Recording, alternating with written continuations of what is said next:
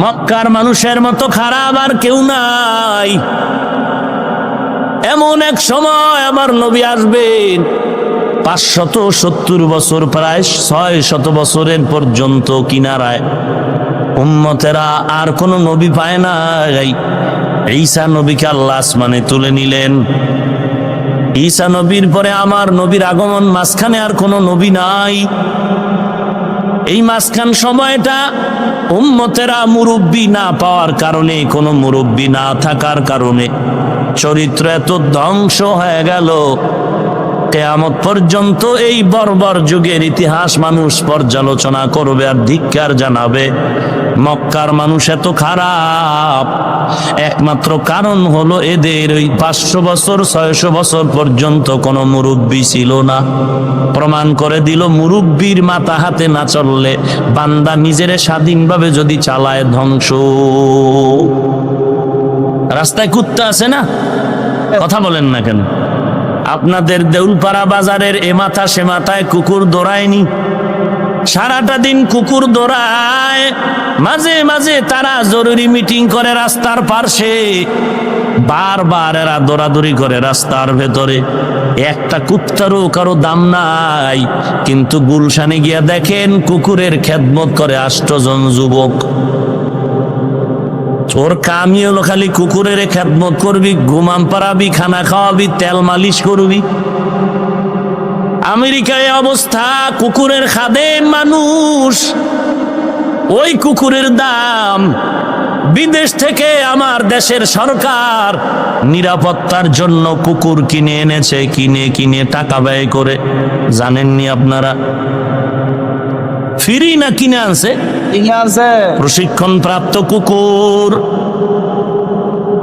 যদি কেউ বলে প্রধানমন্ত্রী মহোদয়, সরকার বাহাদুর, আমগো আদর্শনগর থেকে নুরবাগ পর্যন্ত রাস্তায় তো কত কুত্তাই না স্লোগান দেয়। এতগুলো কুকুর আমার দেশে থাকতে আপনি বিদেশ থেকে টাকা দিয়ে কুত্তা কিনেন কেন? বলে এই রাস্তার কুত্তার কোনো মালিক নাই, কোনো মালিক নাই, এজন্যই কুত্তার এক আধা পয়সারও দাম নাই, আধা পয়সারও দাম নাই। কিন্তু ওই কুকুরগুলো মালিকের অধীন করে প্রশিক্ষণ প্রাপ্ত হয়েছে, পরাধীনতার শিকলটা গলায় লাগাইছে, এই জন্য কুকুরের দাম।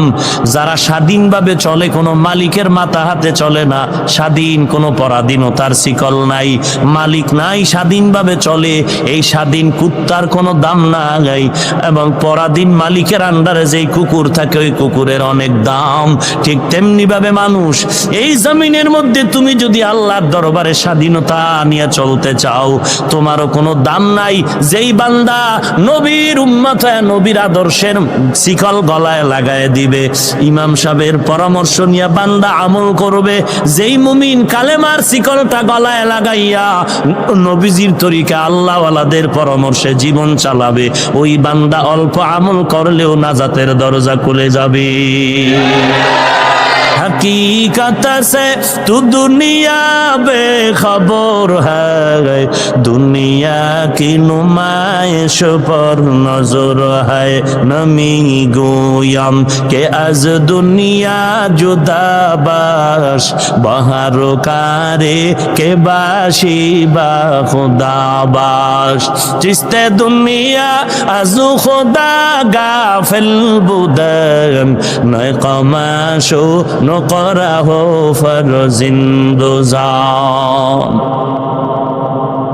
উত্তম আদর্শ নিয়ে আমার নবী যখন মক্কার জমিনে আবির্ভূত হলেন, মক্কার চূড়ান্ত খারাপ ওই মানুষগুলো নবীর আদর্শ যখন ক্রমান্বয়ে গ্রহণ করা শুরু করলো, এরা এত দামি হয়ে গেল, এখন এরা আর কেউ খারাপ নাই, এদের নামের শেষে সাহাবী শব্দ লাগায় দিল।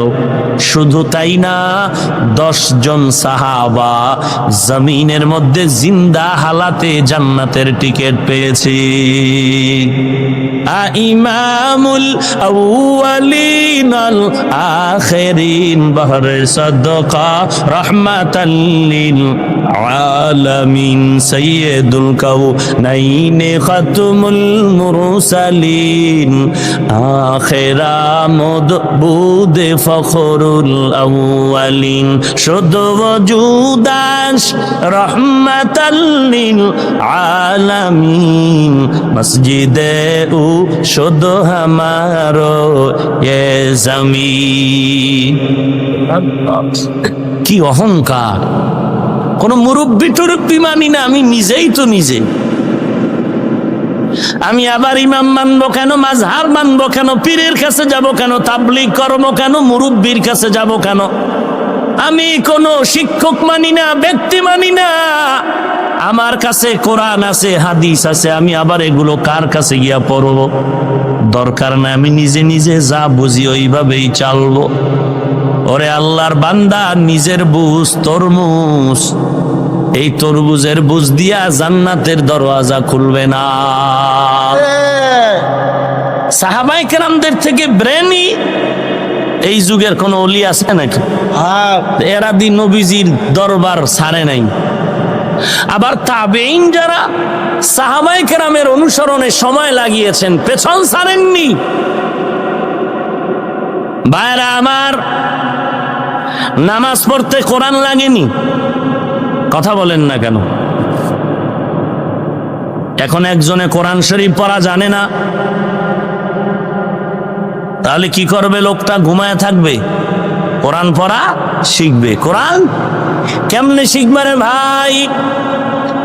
বলে আমি লাইব্রেরি থেকে শিখবো, কোন হুজুরের কাছে যাব না, শিক্ষকের কাছে আমি শিখবো না। আমি কোরআন বাংলা উচ্চারণের কোরআন আছে লাইব্রেরিতে, কিনে কিনে একা একা পড়ে আমি হাফেজ হয়ে যাব।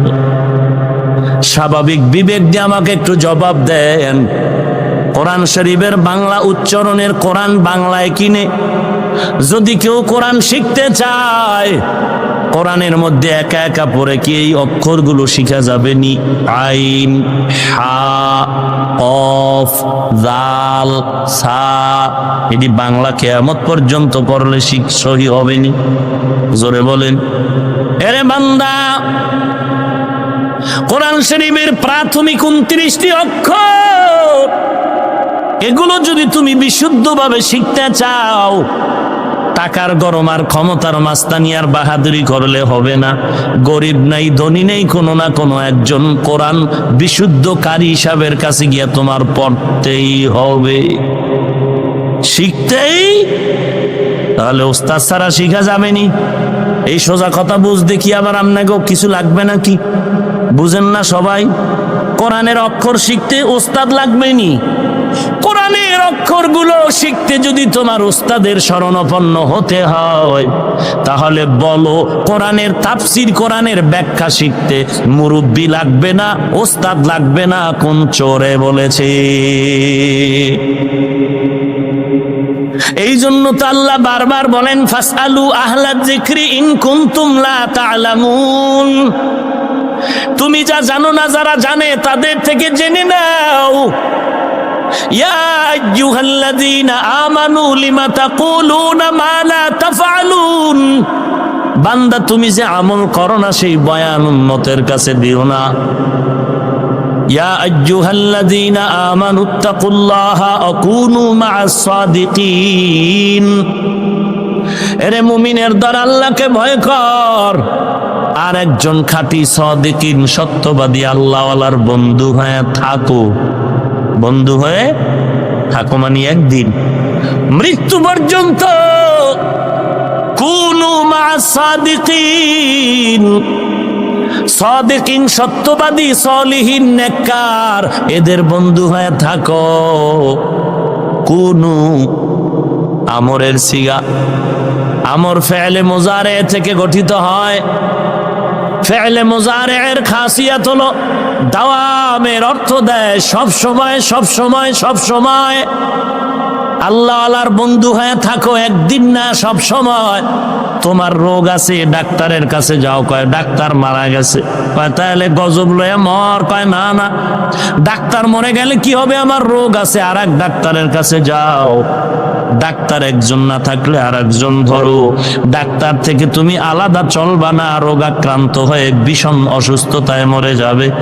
ইমানদার, তোমার কলবের মধ্যে রোগ আছে, তুমি নামাজ পড়ো, দাড়ি আছে, টুপি আছে, পাগড়ি আছে, সব আছে, কিন্তু ভেতরে অহংকার কবিরা গুনাহ, অন্যরে হিংসা করা কবিরা গুনাহ, অন্যের গীবত সমালোচনা করা কবিরা গুনাহ।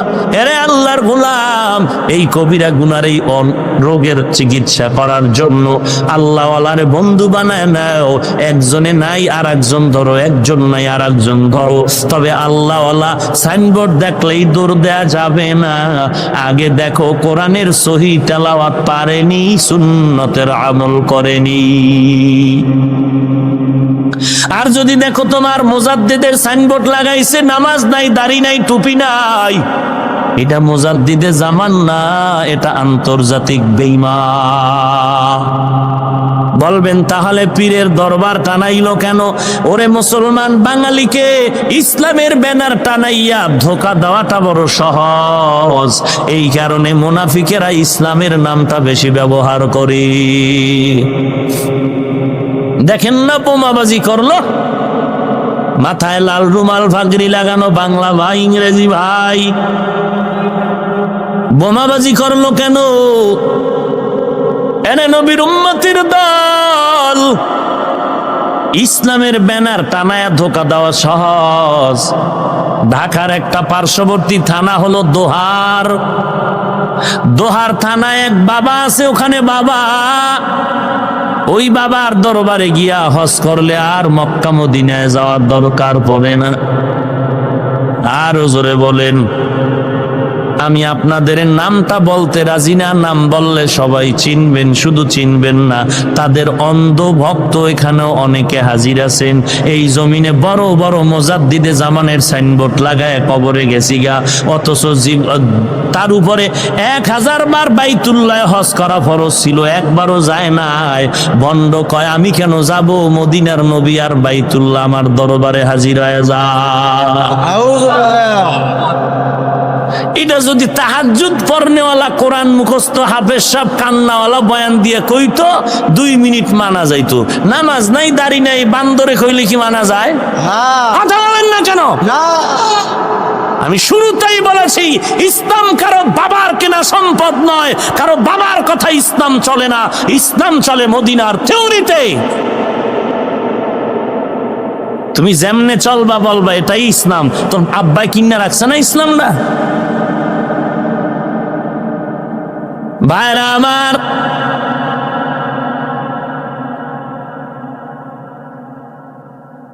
এই জমিনের মধ্যে ইসলামের নাম ব্যবহারকারী মুনাফিক, এদের থেকে সাবধান। পয়গম্বর দুনিয়ার জমিনে এসে মুরব্বী যখন আদেশ দিলেন, আদর্শ ছাড়লেন, মানুষ গ্রহণ করলো, দামি হয়ে গেল। অতএব যারা মুরব্বী মানতে চায় না, তাদের ধ্বংসটা খুবই সহজ। ভাইরা আমার, রাস্তাঘাটে বিপদ আছে না? আছে। ওরা রাস্তা বাদ দেন, ঘরের ভিতরে আছে না? আছে। এখন একটা শিশু বাচ্চাকে যদি ঘরে রেখে মা বাপ মুরব্বী যারা, এরা অচেতন হয়ে থাকে, দুর্ঘটনা হয়নি? কথা বলেন। আর এরা যদি হাত দিয়া ছায়া দিয়া রাখে, সতর্ক থাকে, তখন দুর্ঘটনা সহসা হবে? সহজ কথা। ভাইরা আমার, রাহমাতুল লিল আলামিনকে আল্লাহ এমন আদর্শ দিয়ে জমিনে পাঠালেন, নবীর আদর্শে দুনিয়া পাগল হয়ে গেল। কেমন নবী আমার! নবীর আদর্শের গ্রহণের কারণে গোটা দুনিয়ার কাছে এত দামি হয়ে গেল। নবীজির ইন্তেকালের 1500 বছর পর আজকে আমার এত সম্মান, এত দাম। আমার মতো মানুষ তো এই জমিনে অভাব নাই। এখানে আমার বান্দার এত দাম কেন? একমাত্র কারণ পয়গম্বরের আদর্শের কারণে। মাথার টুপি আমার বাবার না, পয়গম্বরের আদর্শের টুপি। দাড়ি আমার নবীর আদর্শের দাড়ি। পোশাক আমার নবীর আদর্শের পোশাক। এই পোশাক বাদ দিয়ে যদি আমি এখন প্যান্ট শার্ট টাই লাগাইয়াও সুন্দর কণ্ঠে বয়ান দিতাম, নূরবাগে 2 জন মানুষও আমার বয়ান শুনতো না। শুনতো নি? কথা বলেন না কেন? এরে দেলপাড়ার মুসলমান, তাহলে আমাকে এই মোহাব্বতের বন্ধনে এই মানুষগুলো হাজির হয়েছে। যদি বলেন হাফিজুর রহমানের কণ্ঠের কারণে, মিথ্যা কথা, মিথ্যা কথা। কণ্ঠ নয় রে বাবা, একমাত্র মূল বিষয় হলো নবীজির আদর্শ। ভাইরা আমার, রহমাতুল লিল আলামিনের আদর্শ এত সুন্দর, যার মধ্যে আসবে গ্রহণ করবে সেও হয়ে যাবে বড় সুন্দর। এরে নবীর উম্মতের দল, ইংরেজি পড়ে, স্কুলে পড়ে, কলেজে পড়ে, সম্মান এত বেশি কেন? বলে নবীর আদর্শ লাগাইছে, সম্মান বেড়ে গেছে। নবীর আদর্শওয়ালা ডাক্তার আছে না নাই? সম্মান কম না বেশি? নবীর আদর্শের কারণে ডাক্তারের দাম বেড়ে গেল। ডাক্তার যদি নবীর আদর্শ না মানে, নামাজ না পড়ে, রোজা না রাখে, সবাই রোগীর চিকিৎসা পায় প্রশংসা করে, কিন্তু আদর্শওয়ালার প্রশংসার মতো হয় না। ভাইরা আমার, ওই নবীর আদর্শ বাস্তবায়নে সাহাবায়ে কেরাম জীবনকে উৎসর্গ করে দিলেন। এরে নবীর উম্মত, বেলাল রাদিয়াল্লাহু তাআলা নবীর একজন বিচক্ষণ আশিক। বেলাল নবীর সুন্নতের একটা টুপি মাথায় দিল। টুপি কার সুন্নত? এই যুবকরা, এরম করো কা? কি মোনাজাত দিয়ে দেব? আমি এগুলো পছন্দ করি না, কারণ এটা দামি একটি মজলিস, বসার সাথে সাথে গুনাহ মাফ।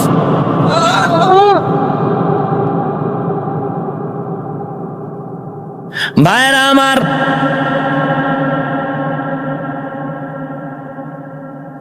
রহমাতুল লিল আলামিনের আদর্শ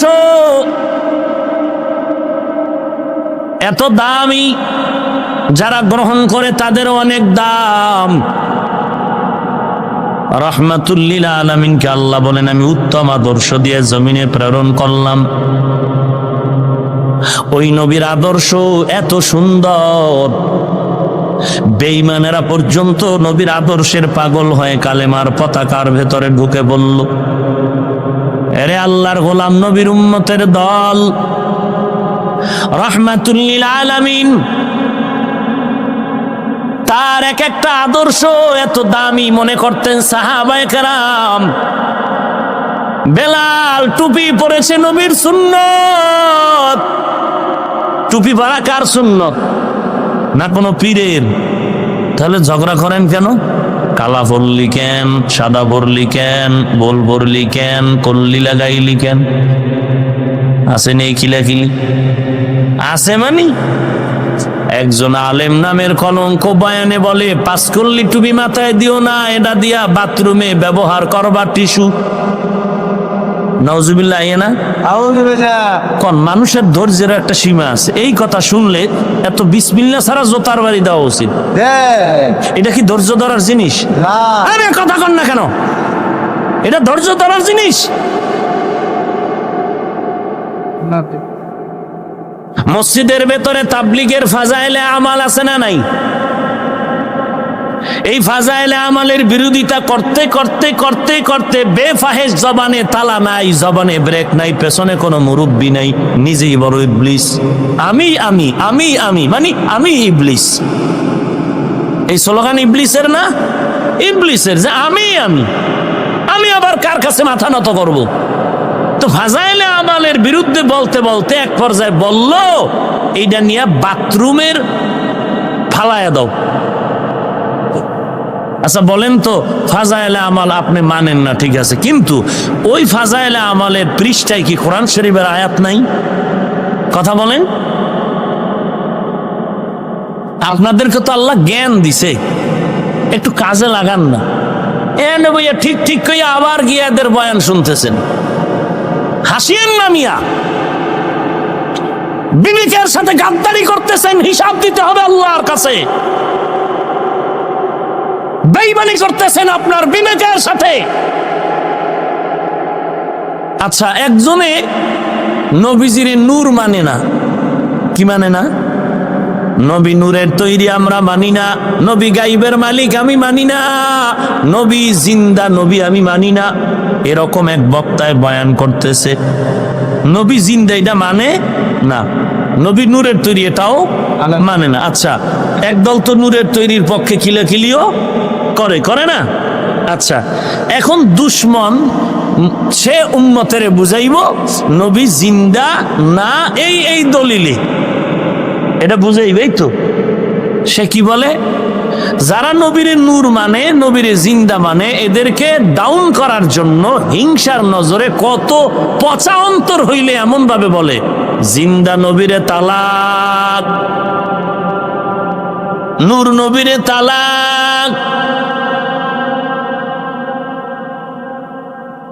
এরপরও যে আমরা ধৈর্য ধরি, আপনাদের শুকরিয়া আদায় করা দরকার।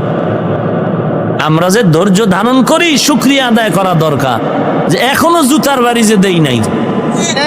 আচ্ছা ভাই, নূর মানে না, নবী নূর না, মাটি নবী কি বলে জিন্দা না মুর্দা, এইটা বুঝাইলে দলিল দিলে শেষ। যে ভাই আমরা এই দলিলে আমরা মনে করি কোরআন হাদিসের এই দলিলে রসুল বলেছেন, আল্লাহ বলেছেন নবী মাটির তৈরি, নবীকে হাজির নাজির বলা যাবে না, নবীকে জিন্দা বলা যাবে না, এই দলিল। তালাক শব্দটা কি রসুলের শানে চলে? বলেন বলেন, বিবেক দিয়ে বলেন তো, তালাক শব্দটা কি রসুলের শানে ব্যবহার চলে? অথচ আপনারা আবার তাদের বয়ান শুনতেছেন, তাদের বয়ান শুনতেছেন। এখানে আজকে যদি দাওয়াত দেওয়া হয়, একটু যাচাই বাছাই করবেন না? 13টা টাইটেল লাগান নিয়ে দেখছেন, আয়া ব্যাটকায় বয়ে গেছেন।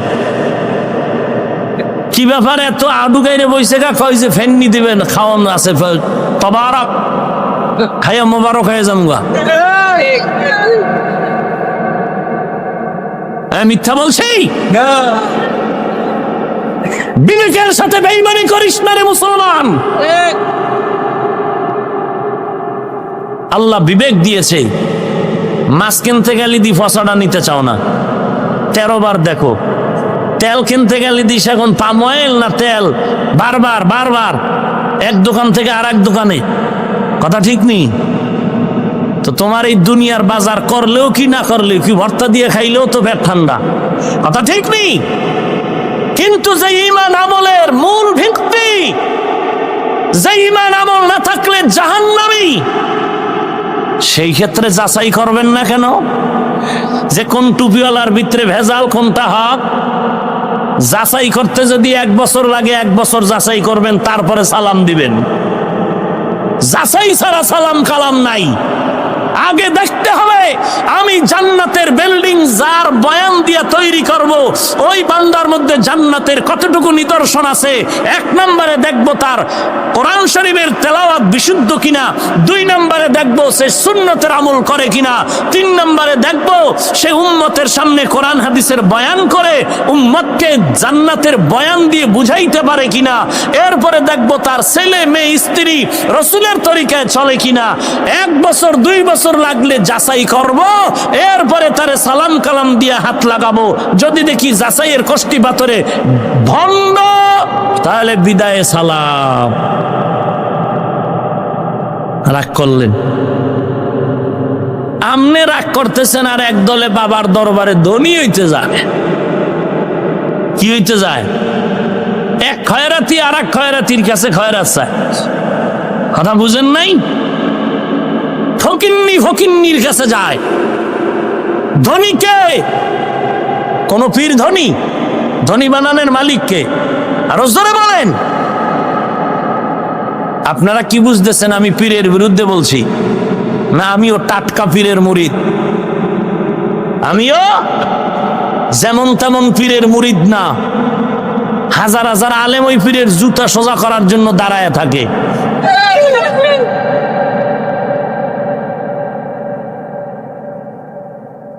ফাজলামি করিও না। মনে করছো আদর্শনগরের সিপাগল্লিতে ঘুমাই, কিচ্ছু না। মৌমাছির বাসায় টোক্কা দিয়া দেখ বিষের অ্যাকশনটা কেমন, অ্যাকশনটা কেমন দেখ।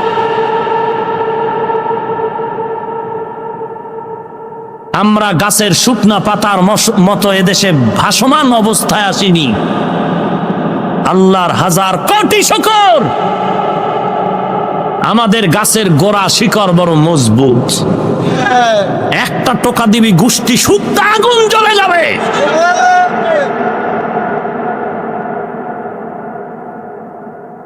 সাবধান। মনে করছো টুপিওয়ালারা কিচ্ছু বুঝে না? টুপিওয়ালাদের বুঝ নিয়ে দুনিয়াওয়ালারা চলে। হাটহাজারীর হুজুরের দোয়া নিয়ে চলে, বুঝো না কিছু? দুনিয়াওয়ালারা হুজুরের দোয়া নিয়ে চলে, আল্লাহওয়ালার দোয়া নিয়ে চলে। কথা ঠিক কিনা বলো?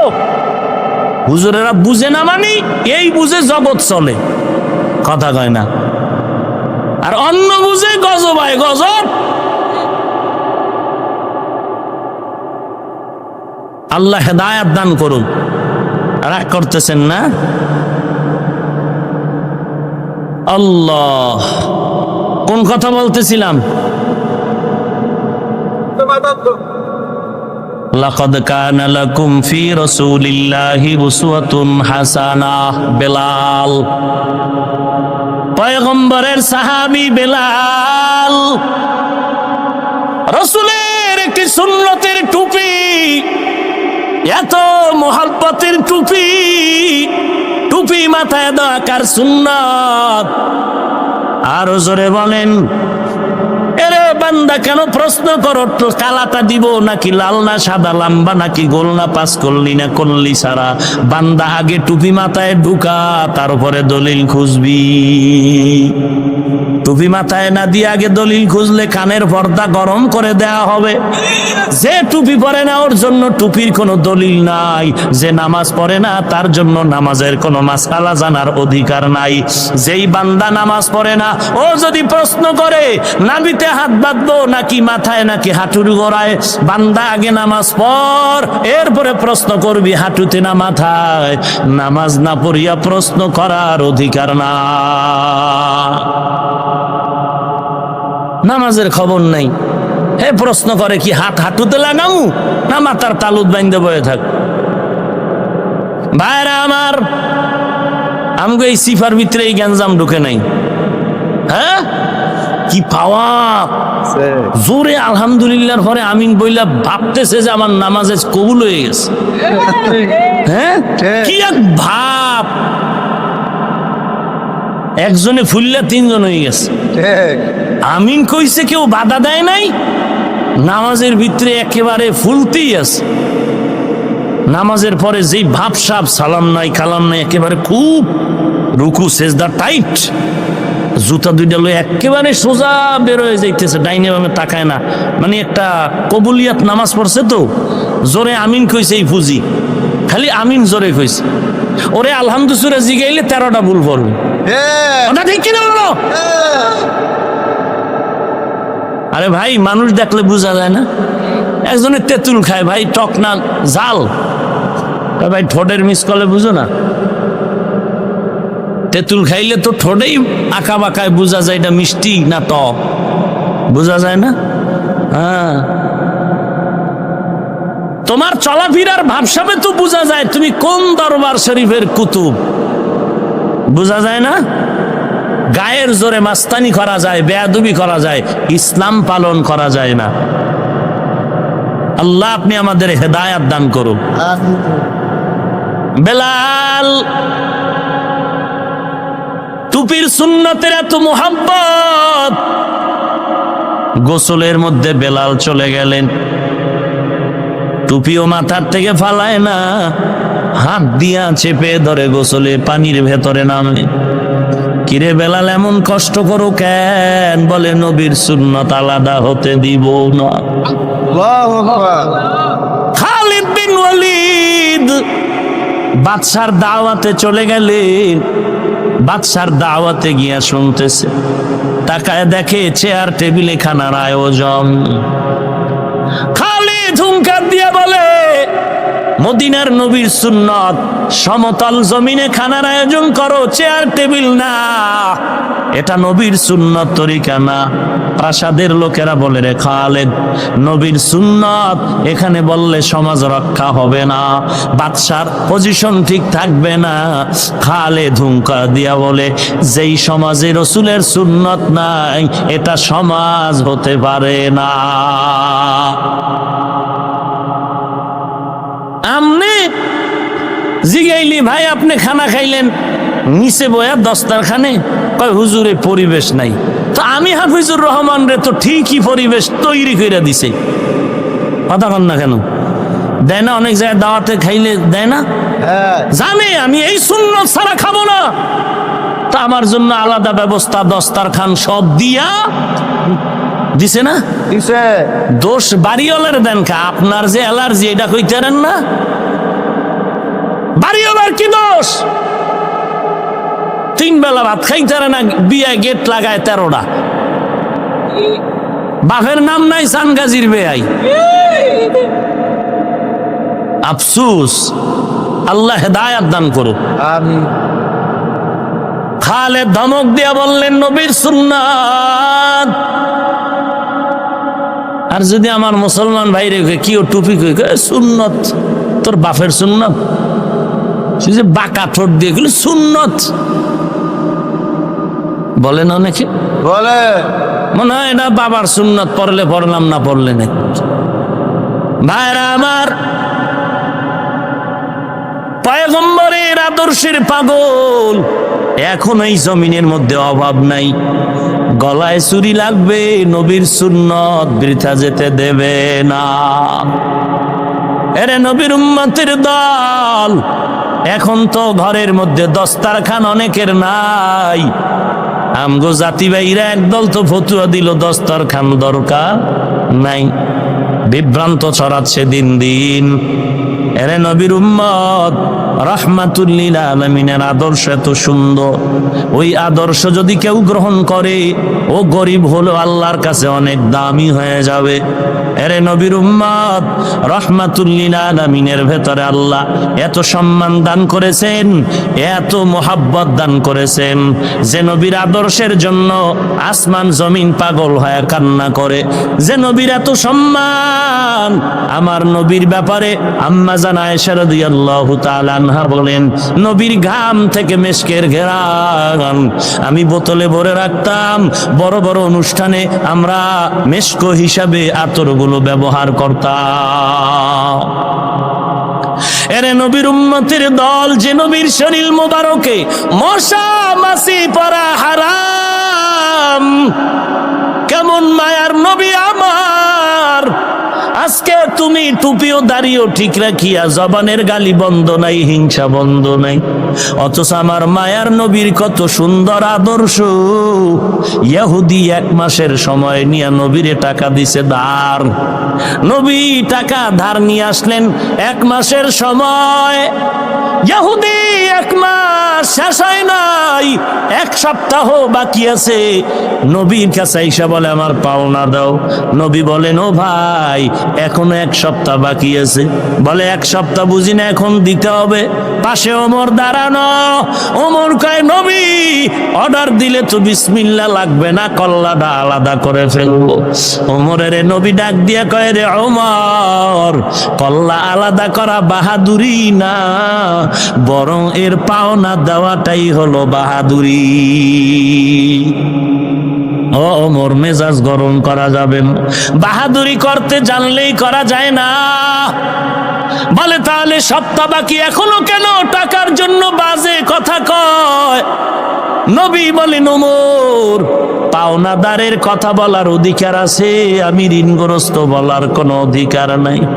আর আমার সোনার বাংলায় সব উল্টায় গেল, পাওনাদারের জবানে তালা লাগায়, ঋণগ্রস্তর মাস্তানির কারণে ঘুমানো যায় না।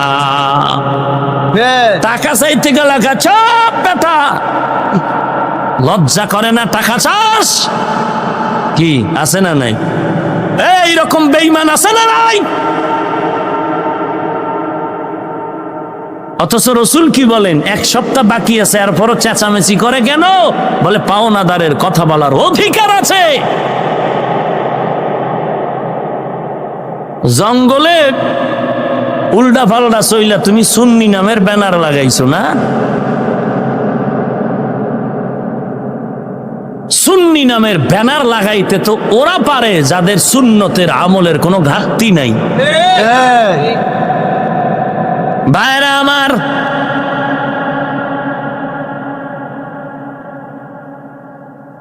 আল্লাহ পাক রব্বুল আলামিন মায়ার নবী কেমন আদর্শ দান করেছেন। ওমর নবীর কথা শুনে দৌড়ায় গেলেন, কোথা থেকে জানি পাওনা নিয়ে হাজির হয়ে গেল। পাওনাটা হাতে দিয়া দিলেন, এহুদি যাও। এহুদির মনটা ঠাস করে নরম হয়ে গেল। ইহুদি চিল্লায় বলেন, ও পয়গম্বর, আমি আসলে আমার পাওনা নিতে আসি নাই, আমি আসলাম আপনাকে একটু পরীক্ষা করার জন্য। আপনার বিনয়ী আদব দেখে আমার কলিজা ঠান্ডা হয়ে গেল।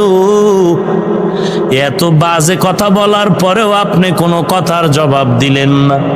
আপনার পাশের বন্ধু উত্তর দিতে গিয়ে আপনি তারে ধমক দিলেন। এই যদি হয় আপনার এত সুন্দর আদর্শ, আমাকে আপনি মাফ করে দেন, কালেমার পতাকা গলায় লাগায় দেন। নবীর আদর্শ কই আর আমরা কই? ভাইরা আমার, আবু বকর নবীর পার্শ্বে বসে আছেন। ইহুদি নবীরে উল্টা পাল্টা গালি দেয়।